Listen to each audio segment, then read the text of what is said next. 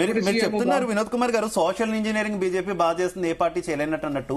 దానికి విరుగుడుగా ఒక అస్త్రాన్ని, కులగణన అనేటటువంటి ఒక అస్త్రాన్ని కాంగ్రెస్ పార్టీ సంధించింది కదా. దేశవ్యాప్తంగా కూడా కులగణన చేస్తామన్నారు. తెలంగాణకు ఎంత ఎన్నికల ప్రచారంలో ఉన్నా కూడా తెలంగాణకు కూడా వచ్చి ఒక క్లూ కూడా ప్రజలందరికీ కూడా మహారాష్ట్ర ప్రజలకు ఇచ్చే ప్రయత్నం చేశారు. పనిచేయలేదా కులగణన? ఎక్కడ కూడా పనిచేయలేదా?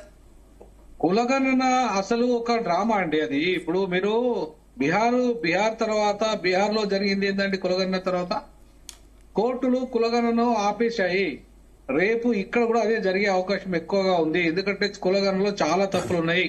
ఇక్కడ కులగణనలో మోస్ట్ సంచార కులాలకు సంబంధించిన లెక్కలు తీయకుండా దాన్ని మళ్ళీ ఆపేశారు.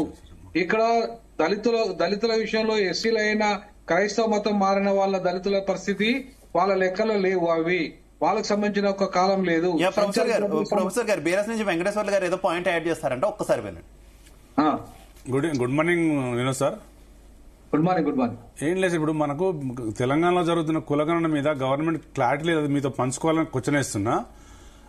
ఈ రోజు ఆధార్ కార్డు, ఫోన్ నెంబర్లు తీసుకుంటుంది గవర్నమెంట్.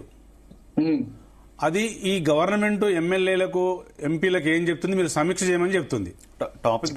లేదు, ఒక్క నిమిషం సార్, ఇది అంతర్భాగం. ఇది అంతర్భాగం. దీంట్లో జరిగేది ఏంటంటే ఈ 10 రోజుల 12 రోజులలో మొత్తం లీక్ అయిపోయింది. కాంగ్రెస్ రేపు ఫ్యూచర్ ఎలక్షన్ కోసం వాళ్ళ ఫోన్ నెంబర్, ఒక మహిళా ఫోన్ నెంబర్లు, ఒక పెద్ద వృద్ధుల ఫోన్ నెంబర్లు కలెక్ట్ చేసుకుంటుంది. ఇంకొకటి, దీంట్లో సంచార జాతులు చాలా కులాలు ఉంటాయి, దాదాపుగా 16-17. ఇప్పుడు నేను ఎగ్జాంపుల్ చెప్తుంటే, సంచార జాతులకు మన ఇల్లు ఉండదు, వాళ్ళు ఎక్కడ డేరాలు వేసుకొని పోతారు, వాళ్ళ కాలం లేదు. దీన్ని గవర్నమెంట్ పూర్తిగా వ్యతిరేకించాలి. ఒక హైకోర్టులో ఒక పిల్లేసి దీన్ని ఆపే ప్రయత్నం చేయాలి. వాళ్ళు హైకోర్టు మూడు కీలకమైన అంశాల మీద అది హైకోర్టు స్టే ఇస్తుందండి. ఒకటి, వ్యక్తిగత సమాచారాన్ని సేకరిస్తున్నది. వ్యక్తిగత సమాచారం సేకరించేదని చెప్పి ఆధార్ కేసులోనే సుప్రీంకోర్టు చాలా గైడ్ లైన్స్ ఇచ్చింది. రెండవది, సంచార జాతులకు సంబంధించిన అంశము అక్కడ చర్చకు లేదు, తీసేశారు. మూడవది, ఎస్సీలలో వాళ్ళు క్రైస్తవులకు మాకు ఎస్సీ హోదా కావాలని సుప్రీంకోర్టులో కేసు పెండింగ్ లో ఉంది.